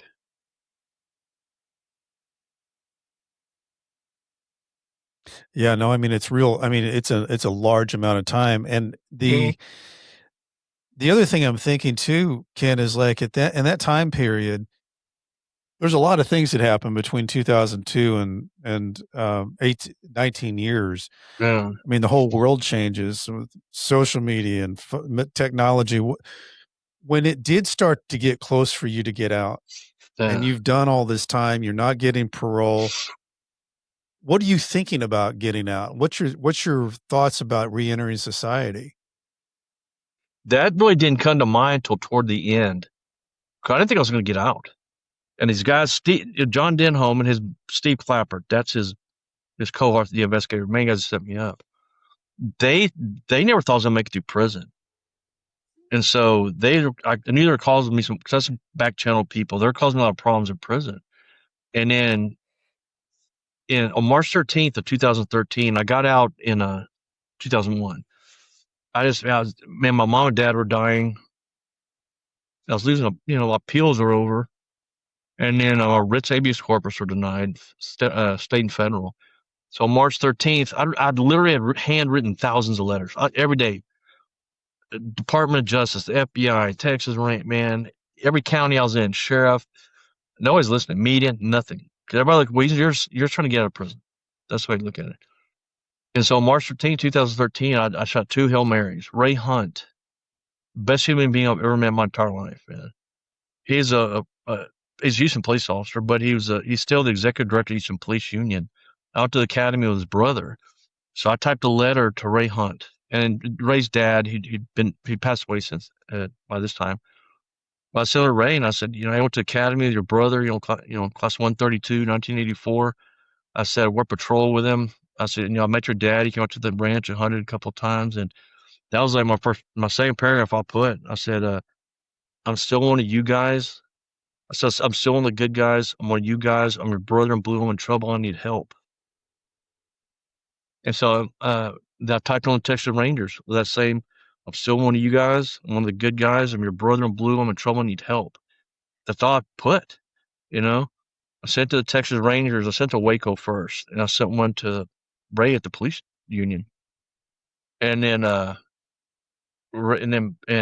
letter my Ranger letter went from Waco to, I think, Dallas, like Amarillo, San Antonio, one of Houston, on the right Ranger's desk. He just got brought in from El Paso, this Ranger, and he specialized in public corruption, government officials. Bingo, man. So anyway, Ray Hunt gets a letter, he calls my dad. He said, I've heard stories all these years. What's going on? My dad told him. And Ray's like, man, he told my dad, so let me get into this. Well, of course, he called his brother. Then he called his HPA, the guys I worked with and worked for. Same story. Called the sheriff's department, called the DA's office. Everybody told him the same thing. I was set up. So he told my dad, he said, I'm going to go see Ken, but don't tell Ken. So, of course, my dad told me that night when I called him. And so Ray comes up there, man, and he said, I got your letter. I thought you were full of crap, man. He said, and I started making these calls. He goes, I'm going to help you. And then Ray told me later after he got out, then he walked out of that meeting with me the first time, that he went and got his car, and he set his car and called Brian Binkton, one of my original union lawyers, who at that point was one of Ray's lawyers at the police union. And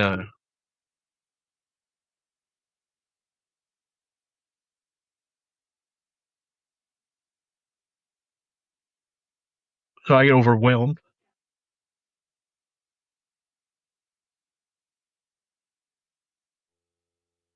But anyway, he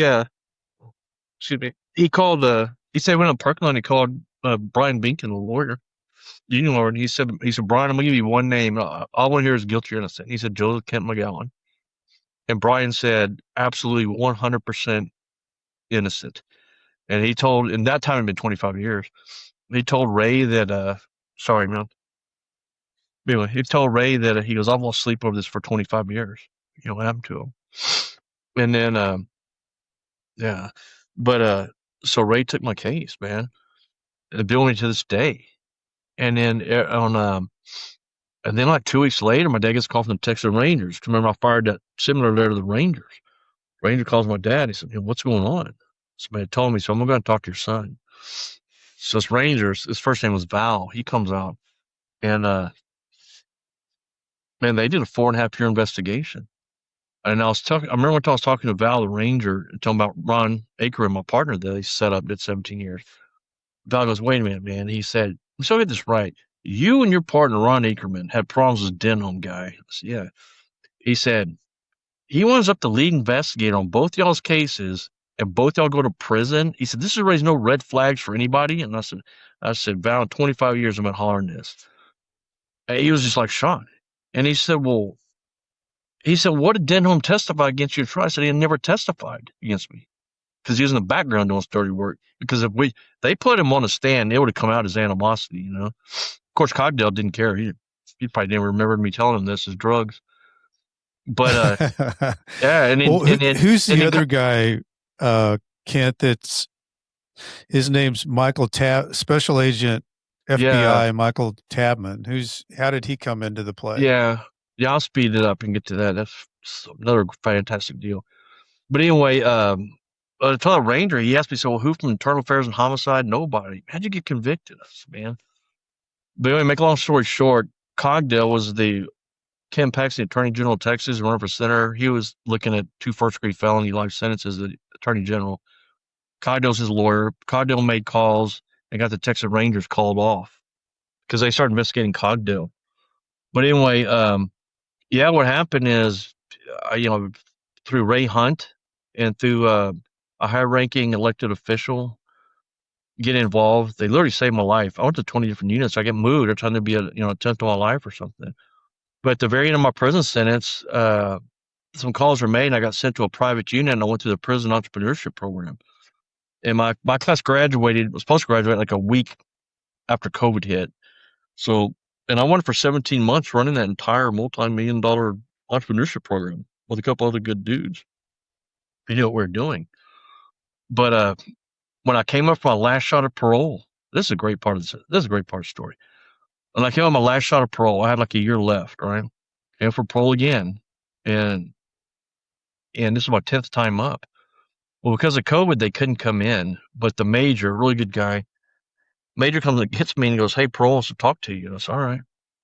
And so I go in the major's office. And he said, sit behind my desk, which is weird, you know.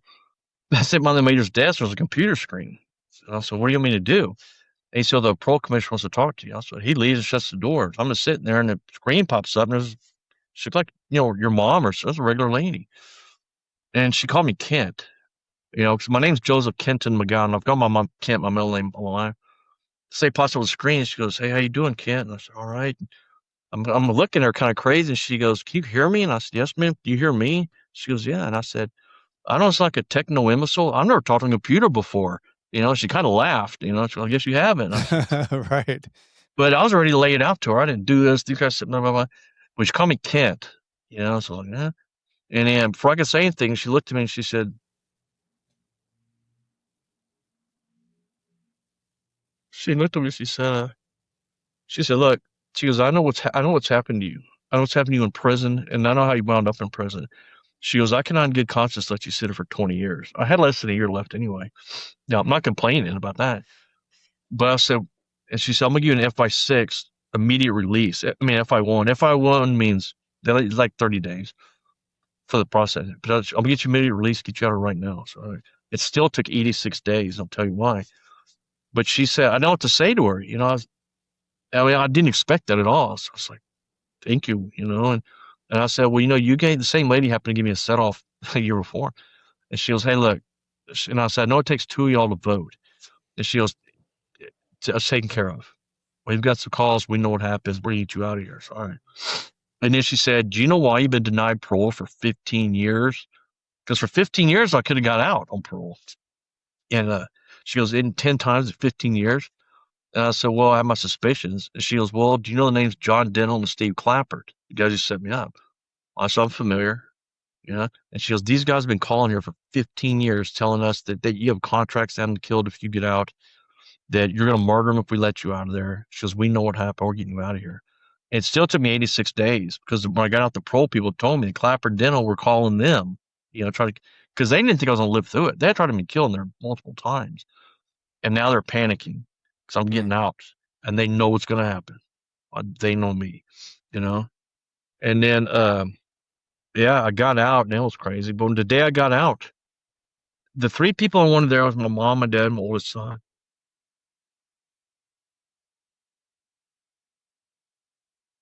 They were the 3 important ones, When you're locked up, you can't deal with that stuff, man. A, you'll go crazy. B, there's nothing you can do about it. And you have to worry about surviving in there, and getting out to the rest of your family. So, yeah, dad got out working. Hey, get your ass out of here. So I didn't know who was picking me up, you know? And I had not seen the sun in 17 months because of COVID. So I go in there, man. I'm not a tennis shoe guy, but there's some tennis shoes and, a button up, tuck in shirt with a belt and blue jeans. I was like, wow, this is bizarre, So I get dressed, and make a long story short, I'm walking out and I look around. See, I was looking to see my mom. I thought maybe I misunderstood.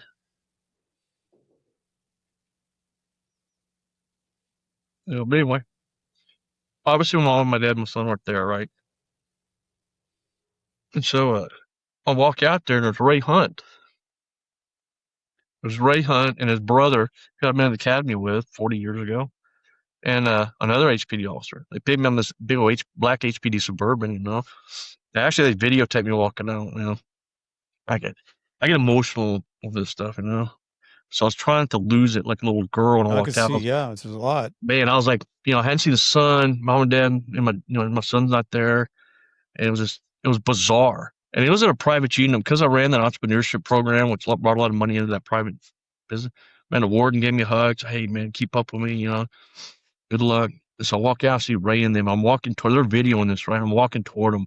I'm going, don't cry, don't cry, don't cry, Oh, man, you all know. And I walked up, I just dropped a little, because I gave all my stuff away. And it had like some pictures and whatnot. But I watched, I dropped what I had, and grabbed Ray.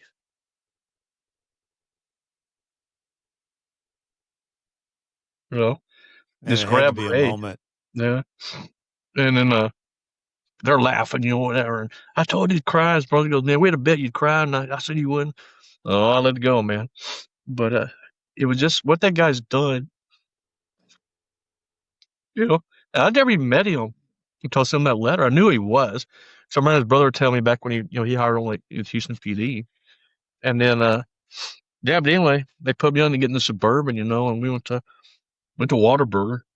But yeah, but when I got out, that's a good place. I like Whataburger. Roger that. Pitch for Whataburger. They took a picture of me. His brother's driving in the Suburban. I'm in the back with the water, right? I'm on up a Whataburger in a cup like that. And they took a picture and they said, oh, yeah, get this Whataburger. They're going to pay us for this commercial. That's all the police eat for free, But anyway, so I'm on parole. They get a phone for me. And they said, man, we get in the car and Ray hands me the smartphone. He goes, hey, call your family. And I'm like, there's no buttons. How do you dial it? I never seen a phone. Any one of these. Yeah, all right, man. So I call my family, whatever. Ray's got me. But anyway, they get a phone for me. And then they said, part of us getting you out of here, do not Google Cognito your lawyer. Do not Google yourself. I'm like, okay, what's a Google? Nobody, And so I lasted about 7 months without doing that. But I had 8.5 months left on parole. This gets to Michael Tapman. So first thing I did, I got the phone next day, I Googled my son's memorial page. I almost didn't make it through my first 3 weeks out. I thought, am I going to make this? Yeah. But I made it. What am I going to do? I have other siblings, children, grandchildren, whatever. So when I get out and I had like this few months on parole. There's some crazy funny stuff with parole. But anyway, when I got out, I got off parole March 10th of 2022. So Ray Hunt and my brother and other mentors and whatnot, about January said, you need to start finding a lawyer. So I find a lawyer. It was a crazy story with him. But anyway, he gets disbarred. Had nothing to do with me. But man, I'm on there. I said thousands of letters. And I got typewriters, thousands of type letters out.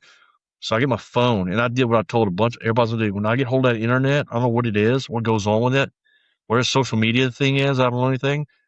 I'm gonna tell you, man. I've been on there thousands, texting all kind of people. Well, I texted an FBI agent in Florida, a very well-known guy. In California. He said you need to reach out to Michael Tapman. Well, Michael is it's another hero. Michael is he's a police officer for like 3 years in Virginia. But he's a 26-year veteran, retired, impeccable career. Ran for governor of Kansas, actually.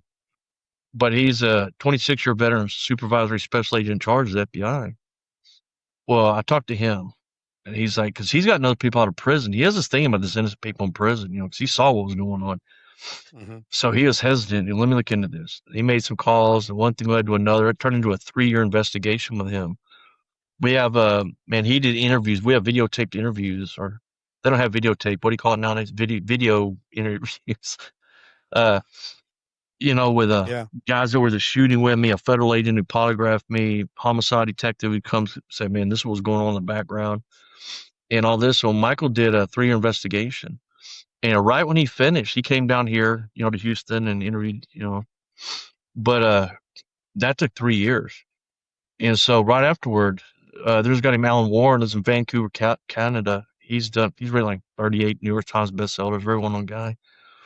And he became one of my mentors on how to handle this media stuff. And he called me March of last year and said, hey, I got this guy named Jerry Langton. I just interviewed him about another book he wrote. And he said, if this guy's perfect for you, man, can I give me your number? I said, yeah. So Jerry called me and we talked. And then we decided to do the book. And then for 9 months, every Monday through Friday for 9 months, I did Zoom with him for 1 to 3 hours. I mean, thousands and thousands of texts, emails, documents. And it took 15 months to write the book. And then about 6 months ago, Jerry told me, he said, Ken, because he was an investigative reporter for many years before he started writing these bestseller books. But he said, Ken, it's like 6 months ago. And he said, the difference is between you and all these thousands of people I've interviewed doing this? I said, I don't know, my winning smile, my twinkling eyes, my quick wit. He goes, no, man. He said, you got the receipts. And I said, dude, I've been on 20 years. I'm not up for these modern axioms. What does that even mean? He goes, everything you tell me, you have documents. Because in the process of all this, I got this more than 100,000 pages of documents. It was the Rangers investigation, some other stuff that had been withheld from us. And then, he said this is crazy, and then that's been going on. Then I had some people step up. I got interviewed with a couple of days ago in New York, wants to do a 2-hour documentary, then a epic bio. He told me that, and I said, oh, that sounds great. Yeah. So you have to get off the phone, I have to Google it to see what that even means. But yeah, and then the book came out May 13th. And then, man, after 34 years, I want to tell everybody again what the title of the book is. Yeah. It's called, the title of the book is Reasonable Doubts, How Rumor and Innuendo Convicted Deputy Kent McGowan of Murder. So that's the title, Reasonable Doubts. I just happened to have a copy of it here with me. But there it is, right there. But yeah, when Jerry originally wrote the book, it was like more than 1,000 pages. Of course, you can't publish a book that length. And just having to narrow, because there's a lot more to this, obviously. But it just kept getting bigger and bigger, And then we had to whittle it down. What are you doing now, besides writing the book and getting your story out there? Yeah, well, we got divorced. I was in prison. My ex-wife, we've been best friends since first day of 10th grade, August 28th, 1980. Yeah, we've rekindled. And my son who passed away, he was a single dad, and his granddaughter was 2 when he passed away. She's 11 now, so we raised her. I spent half my time there, and then there's a ranch up here. I live, up in East Texas, with an old Vietnam veteran that I was locked up with. And then he got out a few months before me. Okay. And when I got out, man, I was stressing, man. And then I talked to him. He said, hey, just come up. I said, hey, you mind coming and hang out with you for the weekend? And I got up here and didn't realize that he has some older guy, things going on. And I've been here since March of 2002. I spent it's only like 2 hours from my family, so I go back and forth. But I've been here, been his sidekick. He's an old fighter pilot in the Navy, so Vietnam veteran. So I'm his wingman. But it's helping him. And then when he got older and issues progressed, I take care of him a lot. And then that's what I do. But my life, I've always had this bizarre life. My siblings and all, nothing. Nobody with cousins, nothing. But I go from being the whole, in a nutshell, a great life, good, solid Christian, hardworking, family. Mom and dad were fantastic. And well, school, I went from the pinnacle. What I do, be a married, kids, police officer, and accused murder, indicted murder, convicted Get the murder, nightmare. prisoner. Yeah. And then if it wasn't for my faith and my family and fantastic mentors that I have, I would have never made it. Yeah. I mean, I don't know about other states, but in Texas, they literally dump you out the door. Have a nice day. Nothing. The prison system. They give you a check That's for one of the $50. things that's wrong with our system. It's broken. There's a lot wrong with our system. That there is a lot, and it's broken, and there's so many things that have to happen to make it where it needs to be fixed, and there's so many ways to get at different angles of fixing it. But what do you think's your biggest takeaway through all this, Kent? Because it's been quite a ride for you. Well, my biggest takeaway is, the system's corrupt, but you got to maintain faith, man. Do not give up. I've been in places. I've been asked. Matter of fact, I got blindsided. I did a live news test down here on live TV. The guy asked me, "Is your thought just putting in the guys interviewed with on Fox?" He said, "You're not just putting into your." I saw that. I saw that interview. And I've been asked that a bunch of times, and on Fox, and what I always tell people, I say, you know what? I wouldn't give the bad guys a satisfaction. Satisfaction shot out of my head. And I said the thrill. I think I said, but yeah, I've been asked that before. Yeah. And there's no way, man, because I've had people tell me, you sound like out for vengeance, vindictive. I'm not out for vengeance. It doesn't have to do with vengeance, man. This has to do with justice, And like when Ray Hunt interviewed with Jerry Langton, writer of the book, Jerry asked him, he said, "Do you think Kent will ever?" And this is in the book. I cried on Reddit. I get emotional easy, as you see, but legitimately and understandably. But Jerry asked Ray Hunt, he said, "You think Kent will ever get over this?" He said no. He said people that have been wrongly convicted and sent to prison, they feel so, which is true. He said they feel so deeply, wronged, they never get over it. And I tell people, my family, it's not just me. My whole family's been destroyed over this socially, financially, professionally. I think stress killed my son, my mom, and my dad. But I tell people, we'll get through this. We'll never get over it. We'll get through it. And I've had people ask me, why don't you just drop this and move on? And I have 4 very good reasons. I know, Rod, I'll let you go. Number 1 is my family, we deserve a lot of much due justice for what's happened to us. And we're not the only ones these bad guys have done this to. Number 2 is my mom and dad, they died 11 months apart. I knew when one went, the other one's going to go right behind them. That happens. But both are deathbeds. They made me promise them that I'll fight this until my name is clear and the family's name is clear and the truth's out there. The third reason is my children, and I have a grandson who's 19. My children and my grandchildren grew up with this, the stigma, rogue, murdering, psycho cop, gone bad, and, tabloid trash and documentaries and news and whatever. And a fourth reason is these bad guys who did this to us, they've done this to a lot of people, police officers, deputies, civilians. They need to be held accountable, civilly and criminally, to the utmost the law will allow. And in closing, where I'm sitting now is this book has gone gangbusters. There's phenomenal interviews. You and I've talked for 6-8 months, maybe, back and forth. And I came across you and I thought this guy's got a cool story, But finally, after hundreds of lawyers, the last lawyer I ever thought would help me, and she's one of the most well-known, respected, known lawyers probably in Texas, probably the country. And this lawyer's, their mortal enemies in life are my lawyer, Dan Cogdell, Clapper, and Denham. You got to send him out because you'll see when it comes out. A couple of weeks into a press conference. And when we go public with this attorney, it's going to drop a nuke right in the middle of this thing.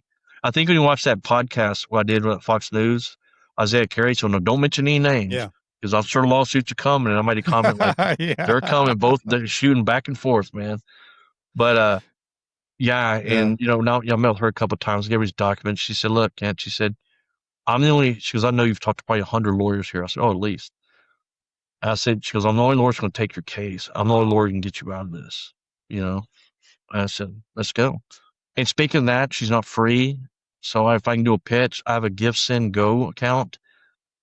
If anybody just go in there and put Kent McGowan or go under first responders, I have like a very large legal fees coming up.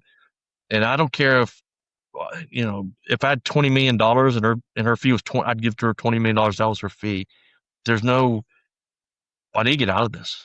if this was just me, I'd have, whatever, man.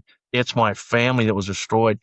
The only thing that could have possibly made this worse is if I had done something stupid, let alone illegal, and put my family through what they've been through. If I had done something, I couldn't have bared that. I would have whacked myself in prison 20 years ago.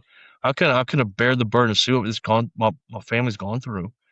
If I was responsible. But I suspect every element. She escalated every little step into what culminated in the shooting, and here I sit. But thank God, family, mentors, people like you, that's got me to where I am today. I see a horizon. There's justice out there. There's accountability for the actual bad guys, and when peace and harmony within the family. I really admire your resilience and your mindset belief that you can still keep fighting after everything you've been through, because it takes a lot. It takes a lot of willpower. I want to say again, the book is Reasonable Doubts, and and I want to give a shout out to Homestead Financial, who lets me use this podcast room, all the lights and fancy cameras and stuff. If you got home mortgage needs out there, Greg Afdiev is your guy. If you're looking for another book, go get mine too. It's called Nightmare Success, Loyalty, Betrayal, Life Behind Bars, Adapting and Finally Breaking Free. If you got time, leave me a review on Apple. Love those. Love to read those. You want to know what I'm doing? Go to BrentCassity.com. I spell it wrong. I spell it with a TY, not a DY. As I used to say when I was writing my emails back and forth from Leavenworth, stay strong. I'll do the same. Kent McGowan, man, I wish you the best and hope you get everything that you're looking for. And appreciate you being on. Thank you. Thank you for this opportunity to let go. And it's following you on social media. You're a cool dude, man. Watching you inspired me. It did. That, Kent. It did. I was inspired watching you. I said, I got to talk to this guy, man. So, but I appreciate, thank you, everything you've done. I appreciate that, Kent. Nightmare Success, in and out.